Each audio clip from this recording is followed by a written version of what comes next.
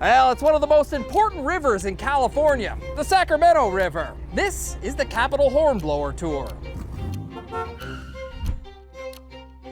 The mighty Sacramento. Its waters span more than 400 miles, from the headwaters at Mount Shasta to the Delta and eventually under the Golden Gate Bridge in San Francisco.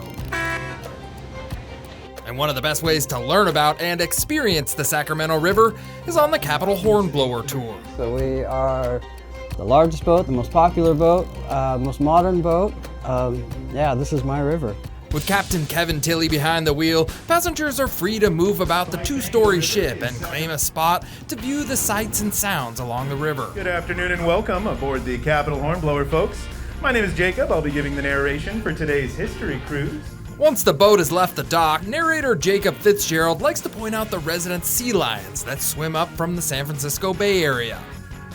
And the ones you will see today are the California sea lion, which are the smaller of the two species.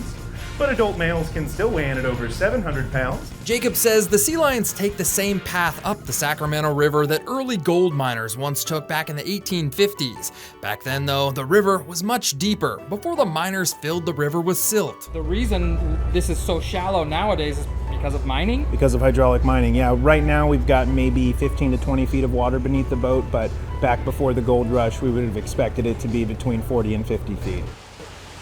Just past the confluence where the American River runs into the Sacramento River, passengers will get a glimpse of an old shipwreck. In a series of severe flooding and storms in 1986, as the floodwaters rose rapidly and the anchor trapped the ship, it effectively tipped over and sank.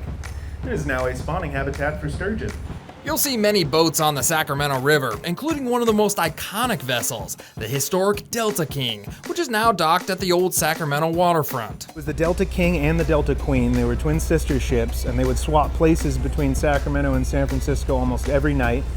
They would load their many hundred passengers each, and they had the hotel rooms, they had the restaurants. If you get thirsty on the tour, grab a signature drink at the bar. Last call happens as the Hornblower passes under the iconic Tower Bridge. Originally constructed in 1935, they painted it silver. Then later they switched it to Caltrans orange to get that real California feeling. But in the early 2000s, Sacramento residents voted on gold to represent our role in the gold rush in this area. From the Capitol Hornblower Tour on the Sacramento River, I'm John Bartel. Hope to see you on the back roads.